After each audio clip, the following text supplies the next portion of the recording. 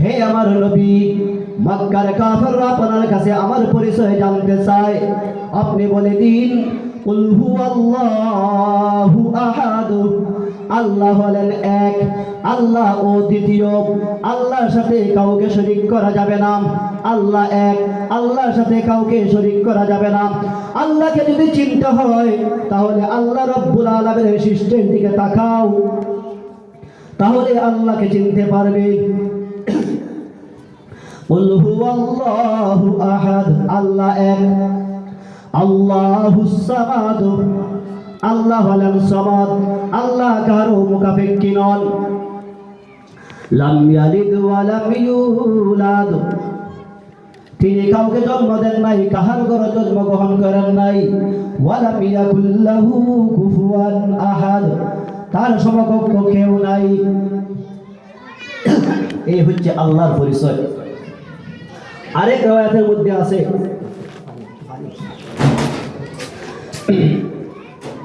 ইহুদিরা দাবি করত যে আমরা আল্লাহর পুত্র, তাই আমরা উজাইর আলাইহিস সালাতু ওয়াস সালামের ইবাদত বন্দী করব। খ্রিস্টানরা বলতো যে আমরা আল্লাহর পুত্র, তাই আমরা ঈসা আলাইহিস সালামের ইবাদত করব। এর পরিপ্রেক্ষিতে আল্লাহ রাব্বুল আয়াতগুলো নাযিল করেন। হে নবী, আপনি বলে দিন যে কুল হুয়াল্লাহু আহাদ, আল্লাহ এক, আল্লাহুস সামাদ, আল্লাহ কারো মুখাপেক্ষী নন। লাম ইয়ালিদ ওয়া লাম ইউলাদ, আল্লাহ কাউকে জন্ম দেন নাই, কাহারও ঘরে জন্মগ্রহণ করেন নাই। যেহেতু আল্লাহ কাহারও ঘরে জন্মগ্রহণ করেন নাই, কাউকে জন্ম দেন নাই, তাহলে ওরা যে বলে যে ওরা আল্লাহর পুত্র, এই কথাটা হচ্ছে মিথ্যা। এই পরিপ্রেক্ষিতে এই আয়াত নাযিল হয়েছে। তাহলে আমরা আল্লাহর ইবাদতের পূর্বে আল্লাহ কাকে বলে আল্লাহর পরিচয় জানবো। আল্লাহর পরিচয় জানবো দুই ভাবে, এক হচ্ছে আল্লাহ কিছু গুণের মাধ্যমে, আরেকটা হচ্ছে আল্লাহ সৃষ্টির মাধ্যমে। পানি আনছে না, পানি দে।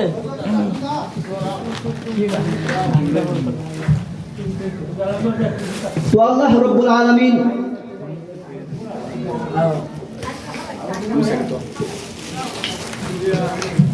সূরা ইখলাসের মধ্যে আল্লাহর গুণ বর্ণনা করেছেন। আর সূরা ইখলাস নাযিল হয়েছে যে আল্লাহ রাব্বুল আলামিন তিনি এক, ওনার সাথে কারো সমকক্ষ নাই। এই বিষয়টা বোঝানোর জন্যই এই সূরাটা নাযিল হয়েছে। এই সূরার কিছু ফজিলত রয়েছে। এক ব্যক্তি আল্লাহ রাসূল সাল্লাল্লাহু আলাইহি সাল্লামকে এসে বলে, হে আল্লাহ রাসূল, আমি তো এই সূরাকে খুব ভালোবাসি। রাসূল বলেন, তাহলে এই সূরায় তোমাকে জান্নাতে প্রবেশ করবে। আল্লাহ রাসূল সাল্লাল্লাহু আলাইহি সাল্লাম বলেন, এই সূরা যদি কেউ পড়ে, এই সূরাটা হচ্ছে কোরআনের 1/3, অর্থাৎ কেউ যদি এই সূরা পাঠ করে তাহলে কোরআনের 3 ভাগের 1 ভাগ যেন সে পাঠ করলো। এই হচ্ছে এই সূরার ফজিলত। তাই আমরা প্রতিদিন চেষ্টা করব কমপক্ষে সূরা ইখলাস 3 বার পাঠ করার। যদি সূরা ইখলাস 3 বার পাঠ করতে পারি তাহলে এক খতম কোরআন শরীফের সওয়াব আমলনামায় দেওয়া হবে। কিয়ামতের দিন যখন মানুষের হাতে আমলনামা দেওয়া হবে, তখন দেখবে তার আমলনামাতে কোরআনের সওয়াব। তখন সে প্রশ্ন করবে, ও আল্লাহ, আমি তো কোরআন পড়ি নাই, কোরআন খতম দেই নাই, কিভাবে এত সওয়াব আসলো? তোর আল্লাহ রাব্বুল বলবেন, ও আমার বান্দা, তুমি যে সূরা ইখলাস পাঠ করেছো 3 বার পাঠ করার কারণে আমি আল্লাহ রাব্বুল আলামিন তোমার আমলনামার মধ্যে এক খতম কোরআন শরীফের সওয়াব দিয়ে দিলাম। তাই আমরা একটা আমল করব যে সূরা ইখলাস যেন প্রতিদিন কমপক্ষে 3 বার পড়তে পারি। আল্লাহ রাসূল আরো বলেন যে ঘুমানোর সময় সূরা ইখলাস, সূরা নাস, সূরা ফালাক তোমরা যদি পাঠ করো এবং শরীরের মধ্যে বলতে পারো, তাহলে জিন এবং যত ধরনের আফত আছে সব থেকে আল্লাহ রাব্বুল হেফাজত করবেন। তাই বলতেছিলাম যে আল্লাহ রাব্বুল আলামিনকে আমরা পরিচয় করব দুই ভাবে, এক আল্লাহর গুণের মাধ্যমে, দুই আল্লাহর সৃষ্টির মাধ্যমে। আল্লাহ বলতেছেন, কুল হুয়াল্লাহু আহাদ, আল্লাহুস সামাদ, আল্লাহ হলেন এক, আল্লাহ ও দ্বিতীয়, আল্লাহুস সামাদ, আল্লাহ কাহারো মুখাপেক্ষী নন। দুনিয়ার কোনো মানুষ বলতে পারবে না যে আমি একাকেই চলতে পারবো, সে কাহারো না কাহারো মুখাপেক্ষী হতে হয়। একদম গরিব ব্যক্তি সে যতই ধনী হোক না কেন, তার যদি টাকার পাহাড় থাকে তবুও সে একা একা চলতে পারে না। কৃষিকাজ করাতে হলে গরিব মানুষের প্রয়োজন রয়েছে, কর্মচারীর প্রয়োজন রয়েছে, হাল চাষাবাদ করতে গেলে গরুর প্রয়োজন রয়েছে। এইভাবে বিভিন্ন ভাবে মানুষ মুখাপেক্ষী হয়, কিন্তু আল্লাহ হলেন সমাদ। আল্লাহ কাহারও মুখাপেক্ষী নন। সমাদ বলা হয় এমন এক সত্তা যিনি নিজের কাজ নিজে পরিচালনা করতে পারেন। এই কাজের মধ্যে কাহারও সহযোগিতা লাগে না। সমাদ এমন এক শব্দ, যিনি বিদ্যমান আছেন, বিদ্যমান থাকবেন, সব কাজ তিনি পরিচালনা করতে পারেন, কাহারও কোনো প্রয়োজন নেই। আমাদের সমাজে আমরা যদি কোনো একটা জিনিস বা কোনো একটা বিষয় পরিচালনা করতে হয়, তার বহু মানুষের প্রয়োজন পড়ে, একা একা সম্ভব হয় না। কিন্তু আল্লাহ রাব্বুল আলামিন এমন এক সত্তা যিনি সব কিছু একা একাই পরিচালনা করতে পারেন। আল্লাহর এক নাম্বার গুণ হচ্ছে আল্লাহু আহাদ, আল্লাহ এক, আল্লাহর সাথে কাউকে শরীক করা যাবে না। অন্য আয়াতে বলেন, আল্লাহ বলতেছেন যদি আল্লাহ এক না হয়ে দুইজন বা তিনজন হয়ে যাইত তাহলে জমিটা ধ্বংস হয়ে যাইত। কারণ এক কথা বলতেন যে আজকে বৃষ্টি দেব, আর একজন বলতো আজকে বৃষ্টি দেব না, দুজনের দ্বন্দ্ব হয়ে দুনিয়া ধ্বংস হয়ে যাইত। তো আল্লাহ এক, আল্লাহ ও দ্বিতীয়, আল্লাহুস সামাদ, আল্লাহ কাহারও মুখাপেক্ষী নন। লাম ইয়ালিদ ওয়া লাম ইউলাদ, 3 নম্বর গুণ যে আল্লাহ কাউকে জন্ম দেন নাই, কাহারও জন্ম নেন নাই।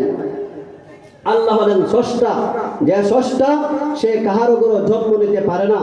আল্লাহ অন্য আয়াতে বলেন বাদিউস সামাওয়াতি ওয়াল আরদ আন্না ইয়াকুনু লাহু ওয়ালাদুন ওয়া লাম তাকুল লাহু সাহিবা ওয়া খালাকা কুল্লা শাই।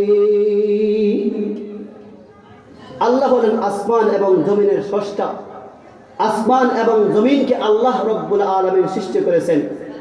এই বিশাল আসমান কে সৃষ্টি করেছে? মহান রব্বুল আলামিন সৃষ্টি করেছেন। আল্লাহ অন্য আয়াতে বলেন আল্লাযী খালাকা সাবআ সামাওয়াতিন তিবাকা মা তারা ফি খালকির রহমানি মিন তাফাউত। এই 7 আসমান স্তরে স্তর আল্লাহ রব্বুল আলামিন সৃষ্টি করেছেন। তা আল্লাহ হলেন স্রষ্টা, যিনি স্রষ্টা তিনি কাউকে জন্ম দেন নাই, কাহারও জন্মগ্রহণ করেন নাই। তিনি হলেন স্রষ্টা। আর যিনি স্রষ্টা তার সন্তান থাকতে পারে না, কারণ ওয়ালাম তাকুল লাহু সাহিবা, তার তো কোনো স্ত্রী নেই। সাধারণত মানুষ দুনিয়ার বুকে আসার মাধ্যম হলো মা এবং বাবা, স্বামী এবং স্ত্রী। আল্লাহর তো কোনো স্ত্রী নেই, তাহলে কিভাবে তিনি মানুষ জন্ম দিবেন? তাই আল্লাহ রব্বুল আলামিন কোনো মানুষকে জন্ম দেন নাই। আল্লাহ হলেন এমন সত্তা যিনি এক, যিনি সামাদ, যিনি কাউকে জন্ম দেন নাই, কাহারও জন্মগ্রহণ করেন নাই। ওয়ালাম ইয়াকুল লাহু কুফুয়ান আহাদ, এবং তার সমকক্ষ কেউ নাই। অন্য আয়াতে ওয়ালাম ইয়াকুল লাহু কুফুয়ান আহাদ, আল্লাহর সমকক্ষ কেউ নাই। আল্লাহর সমকক্ষ যদি থাকতো তাহলে দুনিয়া এই অবস্থায় চলতো না। সব কিছুর মালিক আল্লাহ, সন্তান দেওয়ার মালিক আল্লাহ, রিজিক দেওয়ার মালিক আল্লাহ, অসুস্থ দেওয়ার মালিক আল্লাহ, অসুস্থ থেকে সুস্থ করার মালিক হচ্ছেন আল্লাহ। ওয়ালাম ইয়াকুল লাহু কুফুয়ান আহাদ। সুতরাং আল্লাহর ইবাদত করতে গিয়ে আল্লাহর সাথে কাউকে সমকক্ষ করা যাবে না। এই আয়াতের মধ্যে আল্লাহ রব্বুল আলামিন আল্লাহ পরিচয় দিয়েছেন। 1 নম্বর হলো কুল হুয়াল্লাহু আহাদ, আল্লাহ এক। 2 নম্বর আল্লাহুস সামাদ, আল্লাহ কাহারও মুখাপেক্ষী নন। 3 লাম ইয়ালিদ ওয়া লাম ইউলাদ, তিনি কাহারও জন্মগ্রহণ করেন নাই, কাউকে জন্ম দেন নাই। 4 ওয়ালাম ইয়াকুল লাহু কুফুয়ান আহাদ, এবং আল্লাহ রব্বুল আলামিনের সমকক্ষ কেউ নাই। অন্য আয়াতে আল্লাহ রাব্বুল আলামিন আল্লাহ কিছু গুণ বর্ণনা করতেছেন। আল্লাহ বলেন, আল্লাহু লা ইলাহা ইল্লাহু আল হাইয়ুল কাইয়্যুম লা তা'খুযুহু সিনাতুন ওয়া লা নাওম লাহু মা ফিস সামাওয়াতি ওয়া মা ফিল আরদ মান যাল্লাযী ইয়াশফা'ু 'ইনদাহু ইল্লা বিইذনিহি يعلم ما بين أيديهم وما خلفهم ولا يحيطون بشيء من علمه إلا بما شاء وسع كرسيه السماوات والأرض ولا يؤوده حفظهما وهو العلي العظيم।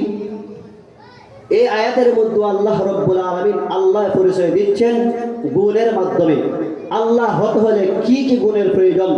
আল্লাহ বলেন, আল্লাহু লা ইলাহা ইল্লাহু, আল্লাহ তিনি, যিনি ছাড়া কোনো মাবুদ নাই, যিনি ছাড়া কোনো মাবুদ নাই। এটা হচ্ছে আল্লাহ রাব্বুল আলামিনের গুণ। আল্লাহ ছাড়া কোনো মাবুদ নাই। দুনিয়ার কোনো মানুষ যদি ইবাদত করতে হয় আল্লাহরই করতে হবে, আল্লাহ ছাড়া আর কাহারও ইবাদত করা যাবে না। কোনো ব্যক্তি যদি আল্লাহ ছাড়া অন্য কাহার ইবাদত করে এটার নাম হচ্ছে শিরিক। আর শিরিকের পরিণাম কি? আল্লাহ রাব্বুল আলামিন একাদের মধ্যে বলেন, وَمَن يُشْرِكْ بِاللَّهِ فَقَدْ حَرَّمَ اللَّهُ عَلَيْهِ الْجَنَّةَ। আল্লাহ ছাড়া যদি মানুষ অন্য কাহারও ইবাদত বন্দী করে, আল্লাহর সাথে শরীক করে, তাহলে ওই ব্যক্তির স্থান জাহান্নাম, তার জন্য জান্নাত হবে হারাম। তো আল্লাহ রাব্বুল আলামিন তিনি পরিচয় দিয়েছেন গুণের মাধ্যমে, আল্লাহু লা ইলাহা ইল্লাহু, আল্লাহ ছাড়া কোনো মাবুদ নাই। দ্বিতীয় নম্বর গুণ আল হাইয়ুল কাইয়্যুম। হাইয়ুন শব্দের অর্থ হচ্ছে জীবিত, চিরঞ্জীবী। আল্লাহ রাব্বুল আলামিন আগেও ছিলেন, বর্তমানে আছেন, ভবিষ্যতে থাকবেন। কুল্লু মান আলাইহা ফান ওয়া ইয়াবকা ওয়াজহু রাব্বিকা যুল জালালি ওয়াল ইকরাম। দুনিয়া সবকিছু ধ্বংস হয়ে যাবে, কিন্তু আল্লাহ ধ্বংস হবেন না। তো আল্লাহর এক নম্বর গুণ আল্লাহু লা ইলাহা ইল্লাহু। দ্বিতীয় নম্বর গুণ আল হাই। তৃতীয় নম্বর হচ্ছে আল কাইয়্যুম, যিনি সবকিছু ধারক, যিনি সবকিছু পরিচালনা করতে পারেন। তিনি সবকিছু পরিচালনা করতে পারেন, পরিচালনার ক্ষেত্রে তার কোনো অসুবিধা হয় না।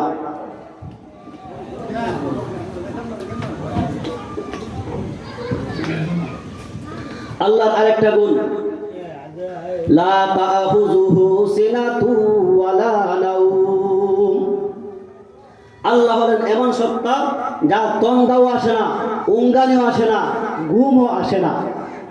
এই হলো আল্লাহ রাব্বুল আলামিনের আরেকটা গুণ। এক নম্বর গুণ আল্লাহু লা ইলাহা ইল্লাহু, আল্লাহ ছাড়া কোনো মাবুদ নাই। আল হাইয়ুল কাইয়্যুম, তিনি জীবিত, চিরঞ্জীবী, সব কিছু ধারক। লা তা'খুযুহু সিনাতুন ওয়া লা নাওম, তাকে ঠান্ডায় ধরে না, তিনি ঘুমানো না। যে ব্যক্তি পরিচালনা করে সে যদি ঘুমিয়ে পড়ে তাহলে তার পরিচালনার কি অবস্থা হবে? মানুষ যখন ঘুমিয়ে পড়ে সুর সুযোগ পায় চুরি করার, আল্লাহ যদি ঘুমিয়ে পড়েন তাহলে কি হয়ে যাবে? দুনিয়া ধ্বংস হয়ে যাবে, শয়তান তছনছ করে ফেলবে, কোনো কিছুই করা সম্ভব হবে না। তাহলে আল্লাহ হলেন এমন এক সত্তা যার কোনো ঠান্ডাও নাই, যার ঘুমও নাই। লাহু মা ফিস সামাওয়াতি ওয়া মা ফিল আরদ। আল্লাহর আরেকটা গুণ হচ্ছে আসমান এবং জমিনে যা কিছু রয়েছে সব কিছুর মালিক হলেন আল্লাহ। কিন্তু আমরা বলি আমরা এমন ওই জায়গার মালিক, ওই রাষ্ট্রের মালিক, সব কিছুর মালিক, কিন্তু আল্লাহ বলেন না, সব কিছুর মালিক হলাম আমি আল্লাহ। আর তোমাদেরকে দুনিয়াকে বানানো দেওয়া হয়েছে, তোমাদের দায়িত্ব হয়েছে, এটা দায়িত্ব পালন করবা কিছুদিনের জন্য। এরপর তোমাদের মৃত্যু হলে এই দুনিয়া থেকে চিরবিদায় হয়ে আমার কাছে আসবে। সব কিছুর মালিক আমি আল্লাহ, আগেও ছিলাম, বর্তমানে আছি, ভবিষ্যতেও থাকবো। কিয়ামতের দিনও আমি আল্লাহ সব কিছুর মালিক। লাহু মা ফিস সামাওয়াতি ওয়া মা ফিল আরদ। আসমান এবং জমিনে যা কিছু আছে সব কিছুর মালিক হলেন মহান আল্লাহ। আসমানে অগণিত ফেরেশতা রয়েছে, লৌহ, কুরসি, জান্নাত, জাহান্নাম যা কিছু রয়েছে সব কিছুর মালিক হলেন আল্লাহ। জমিনও যা কিছু রয়েছে প্রায় 18,000 মখলুকাত, সব কিছুর মালিক আল্লাহ। কোনো মানুষ এর মালিকানা দাবি করতে পারবে না। তো আল্লাহ রাব্বুল আলামিনের এক নম্বর গুণ, আল্লাহর গুণ আল্লাহু লা ইলাহা ইল্লাহু, আল্লাহ ছাড়া কোনো মাবুদ নাই। আল হাইয়ুল কাইয়ুম, যিনি চিরঞ্জীবী, যিনি সবকিছু ধারক। লা তা'খুযুহু সিনাতু ওয়ালা নাওম, তার আরেকটা গুণ হচ্ছে তাকে ঠন্ডায় ধরে না, তিনি ঘুমান না। আরেকটা গুণ হচ্ছে লাহু মা ফিস সামাওয়াতি ওয়া মা ফিল আরদ। মান যাল্লাযী ইয়াশফাউ ইনদাহু ইল্লা বিইজনিহি। কিয়ামতের ময়দানে কোন ব্যক্তি যদি সুপারিশ করতে চায়, তাহলে আল্লাহ রাব্বুল আলামিন যাকে সুপারিশ করার অনুমতি দিবেন সে ছাড়া আর কেউ সুপারিশ করতে পারবে না। যাকে অনুমতি দিবেন, এই অনুমতিটা দিলেন তিনি হলেন আল্লাহ। আল্লাহর একটা গুণ হচ্ছে যে কিয়ামতের ময়দানে যাকে আল্লাহ রাব্বুল আলামিন অনুমতি দিবেন সে ওই সুপারিশ করবে। মান যাল্লাযী ইয়াশফাউ ইনদাহু ইল্লা বিইজনিহি ইয়ালামু মা বাইনা আইদিহিম ওয়া মা খালফাহুম, তাদের সামনে পিছনে, জন্মের আগে, জন্মের পরে বা ভবিষ্যতে কি হবে সব কিছু মহান রব্বুল আলামিন জানেন, আর কেউ জানে না। ইয়ালামু মা বাইনা আইদিহিম ওয়া খালফাহুম ওয়া লা ইউহিতুনা বিশাইইন মিন ইলমিহি ইল্লা বিমা শাআ। আল্লাহ রাব্বুল আলামিনের জ্ঞান, আল্লাহ রাব্বুল আলামিনের জ্ঞান, এই জ্ঞানকে কেউ পরিবেষ্টন করতে পারবে না। তবে আল্লাহ রাব্বুল আলামিন যাকে যতটুকু জ্ঞান দিয়েছেন সে ততটুকু জ্ঞানের অধিকারী হবে, এছাড়া আর কোনো জ্ঞান সে পাবে না। ওয়ালা ইউহিতুনা বিশাইইন মিন ইলমিহি ইল্লা বিমা শাআ ওয়াসিআ কুরসিয়্যুহুস সামাওয়াতি ওয়াল আরদ। আর আল্লাহর যে কুরসি এটা আসমান এবং জমিনকে পরিবেষ্টন করে রেখেছে, অর্থাৎ এগুলোর চেয়ে অনেক বড় আল্লাহর আরশ। তাহলে আল্লাহ হলেন তিনি যার আরশ হচ্ছে আসমান এবং জমিনের চেয়ে অনেক বড়। ওয়ালা ইয়াউদু হিফযুহুমা ওয়া হুয়াল আলিয়্যুল আযীম। এই আসমান এবং জমিনকে রক্ষণাবেক্ষণ করতে আল্লাহ রাব্বুল আলামিনের কোনো অসুবিধা হয় না। এই হলো আল্লাহ রাব্বুল আলামিনের গুণবাচক। এই গুণ যাদের মধ্যে থাকবে তিনি হলেন আল্লাহ।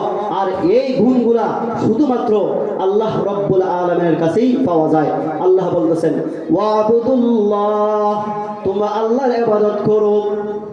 আল্লাহকে আমরা চিনলাম গুণের মাধ্যমে, এখন আল্লাহকে চিনবো আমরা সৃষ্টির মাধ্যমে। সৃষ্টির দিকে লক্ষ্য করলেই আল্লাহকে চেনা যাবে। আল্লাহ রাসূল বলেন মান আরাফা নাফসাহু আরাফা রাব্বাহু, যে নিজেকে চিনতে পারলো সে তার খোদাকে চিনতে পারবে। মানুষকে আল্লাহ রাব্বুল আলামিন সৃষ্টি করেছেন সুন্দর আকৃতি দিয়ে। আল্লাহ বলেন লাকাদ খালাকনাল ইনসানা ফি আহসানি তাকওয়িম, আমি আল্লাহ মানুষকে সৃষ্টি করেছি সুন্দর আকৃতি দিয়ে।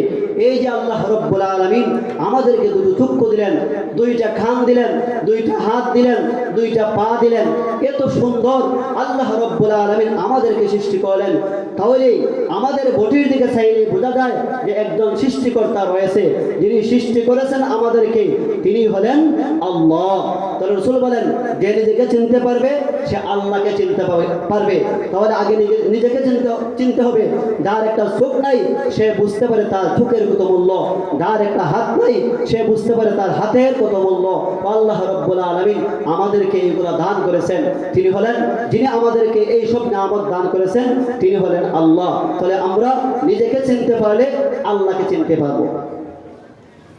তো আল্লাহ রাব্বুল আলামিনকে চেনা যায় আল্লাহ সৃষ্টির মাধ্যমে। আল্লাহ রাব্বুল আলামিন কোরআনের মধ্যে বলেন আম্মান খালাকাল আরদা ওয়া আনজালা মিনাস সামাই মাআন। আল্লাহ রাব্বুল আলামিন আসমান এবং জমিন সৃষ্টি করেছেন। আসমান এবং জমিনকে আল্লাহ রাব্বুল আলামিন সৃষ্টি করেছেন। এরপর ওই আসমান থেকে আল্লাহ রাব্বুল আলামিন বৃষ্টি বর্ষণ করেন। এই বৃষ্টি বর্ষণ কে করেন? আল্লাহ। আসমান এবং জমিন কে সৃষ্টি করেছে?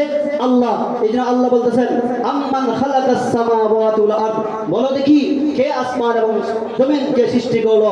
যিনি সৃষ্টি করেছেন তিনি হলেন আল্লাহ। তাহলে আল্লাহকে পরিচয় পাওয়া যায় আল্লাহর সৃষ্টির মাধ্যমে।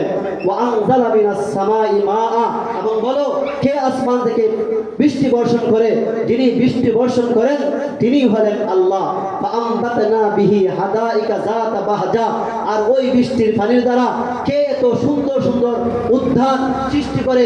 কে এইগুলা, এই বিভিন্ন পাহাড়ের মধ্যে সুন্দর সুন্দর গাছ, এইগুলা সে কে সৃষ্টি করলো?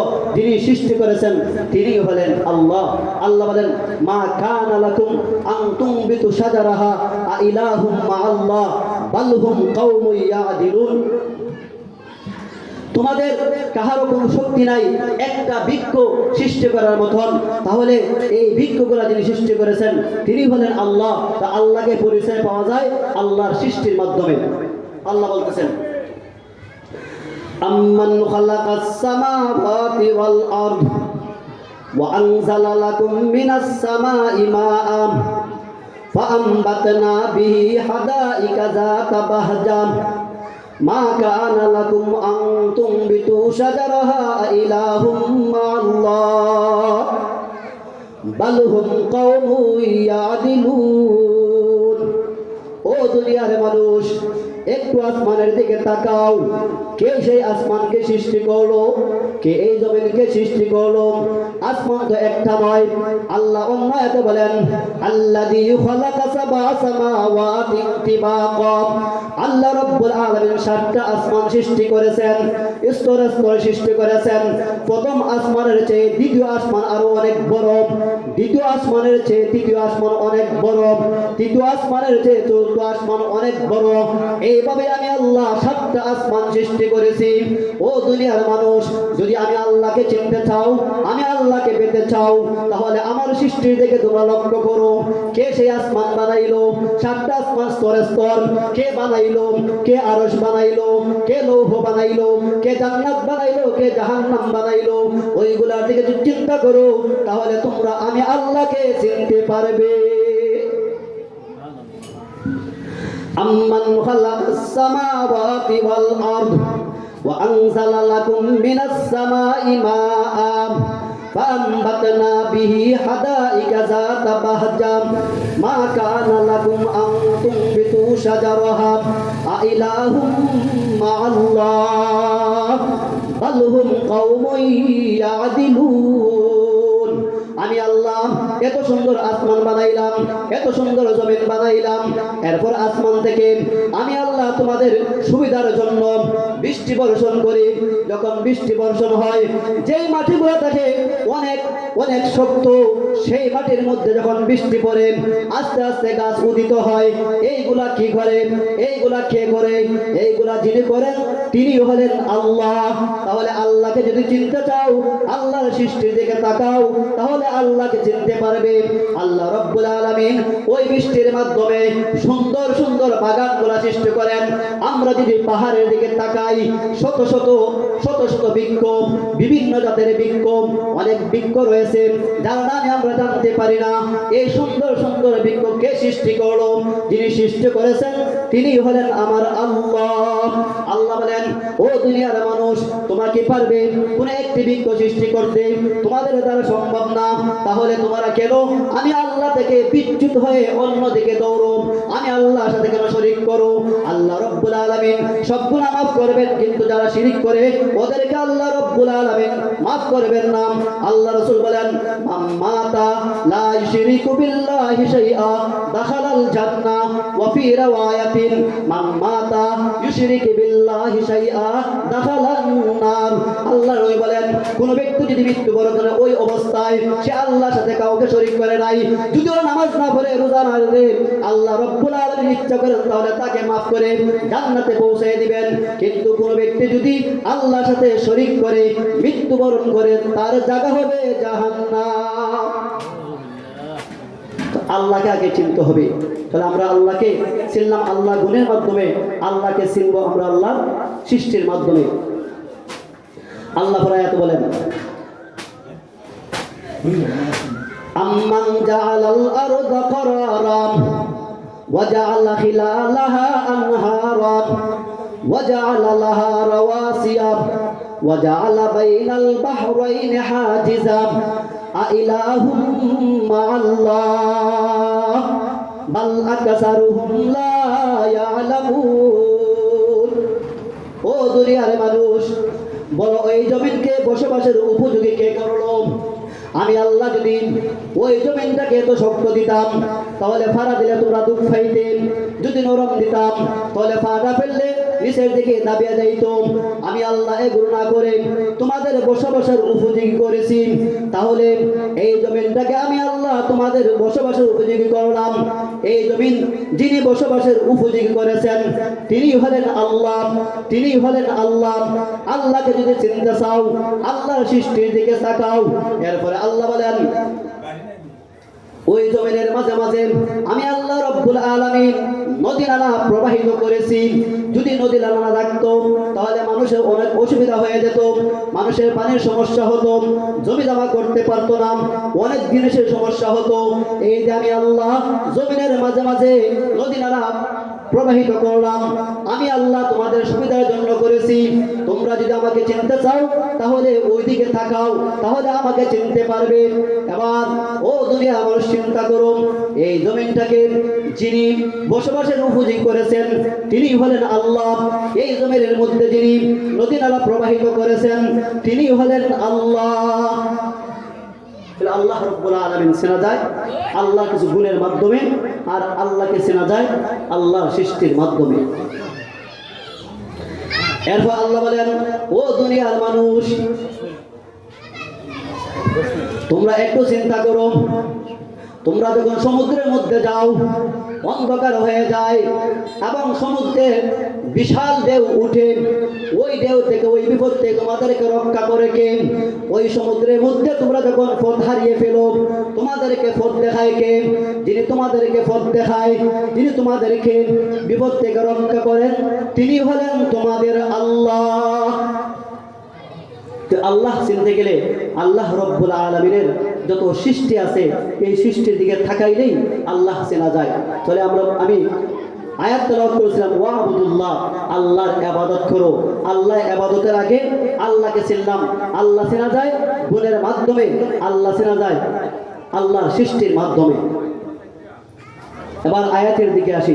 আল্লাহ বলেন ওয়াবুদুল্লাহ ওয়ালা তুশরিকু বিহি শাইআ, তোমরা আমি আল্লাহর ইবাদত করো। আমি আল্লাহ ইবাদত করতে আল্লাহর সাথে অন্য কাউকে শরীক করিও না।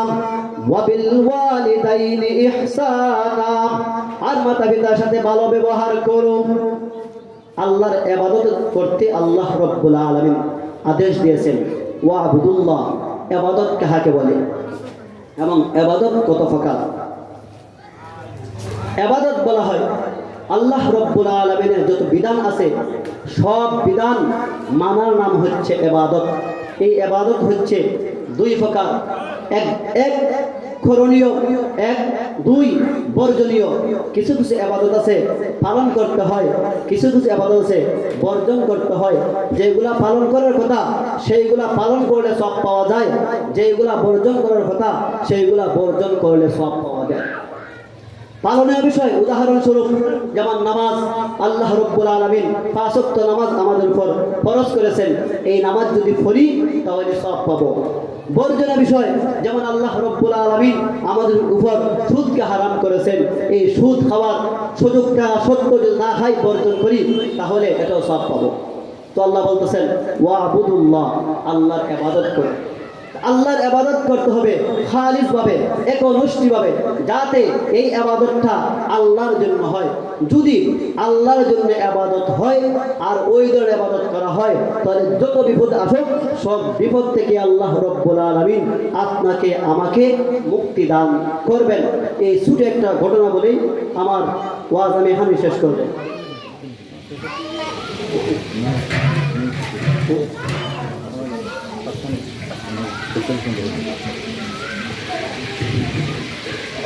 আমরা সবাই জানি যে আগেকার যুগে যত বাদশা ছিল প্রত্যেকেরই একজন গণক থাকতো, জাদুগির থাকতো।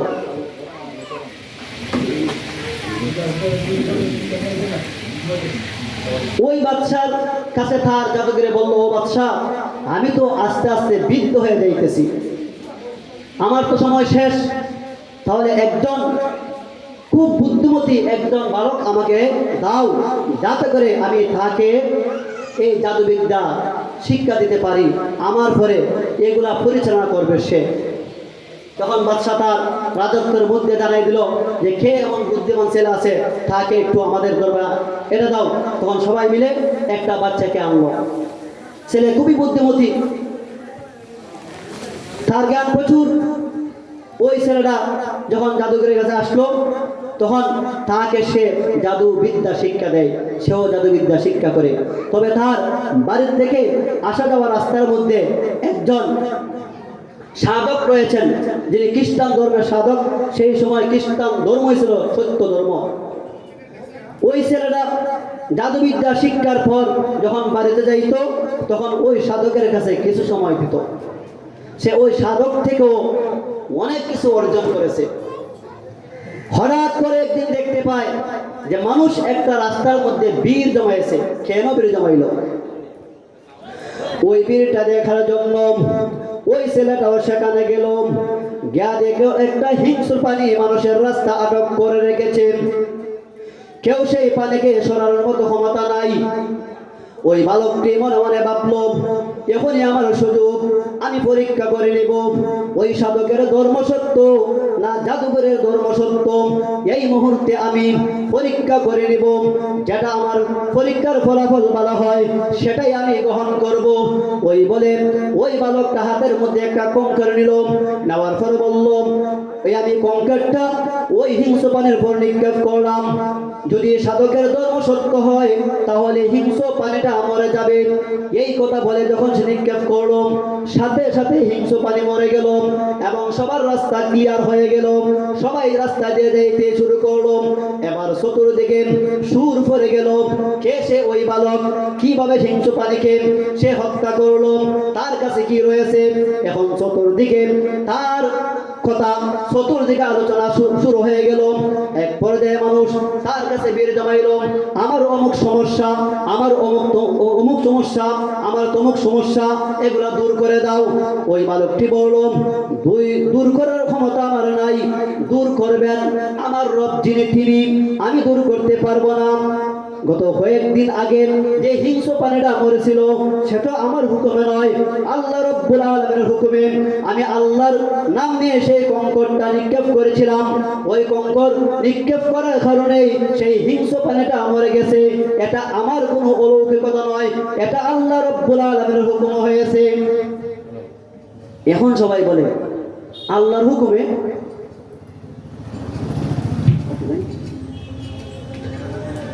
যাই সময় শেষ, আল্লাহ রাব্বুল আলামিন তৌফিক দেন অন্যদিন। ওয়া আখিরু দাওয়ানা আলহামদুলিল্লাহ।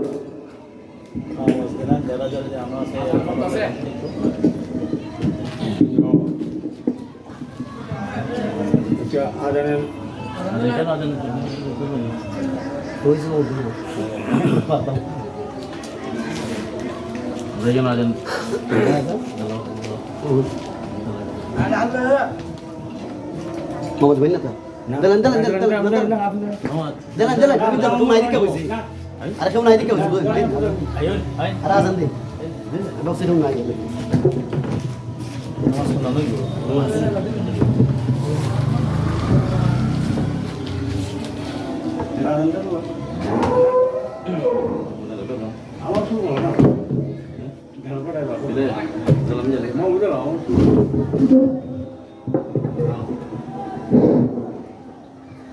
Allahu Akbar, Allahu